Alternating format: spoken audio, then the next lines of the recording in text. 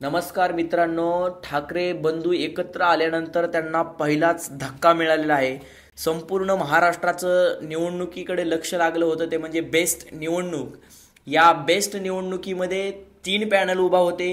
उत्कर्ष panel हा ठाकरे बंधू मनसे आणि शिवसेनेच्या पुरस्कृत होता, तर दुसरा पॅनल होता तो सहकार समृद्धी भाजप व प्रसाद लाड यांचा. तिसरा पॅनल होता तो शशांकराव पॅनल. या निवडणुकीमध्ये सर्वांचं लक्ष लागलं होतं, ते कारण म्हणजे गेल्या 20 वर्षानंतर ठाकरे बंधू एकत्र येऊन या पॅनलसाठी लढत होते, तर त्यांनी 21 जागासाठी ही निवडणूक झाली होती. संपूर्ण महाराष्ट्राचं लक्ष लागलं होतं की या निवडणुकीमध्ये ठाकरे बंधू एकत्र आल्यानंतर मोठा विजय प्राप्त होईल, परंतु निकाल वेगळेच लागलेले आहेत. महाराष्ट्राने या निकालाची अपेक्षा केली होती की ठाकरे बंधू एकत्र आल्यानंतर मोठा विजय प्राप्त होईल, परंतु या निकालामध्ये शशांकराव पॅनल यांनी 12 जागा जिंकल्या आहेत, तर प्रसाद लाड यांच्या सहकार समृद्धी पॅनलने 7 जागा जिंकलेल्या आहेत. त्याच्यामुळे ठाकरे गट तसेच मनसे यांना मोठा धक्का निर्माण झालेला आहे. काही दिवसानंतरच मुंबई महानगरपालिकेच्या निवडणुकी येणार आहेत आणि त्याच्यासाठीच ही एक सेमीफायनल होती, परंतु या सेमीफायनलमध्ये ठाकरे बंधू दोघेही फेल ठरलेले आहेत. त्याच्यामुळे संपूर्ण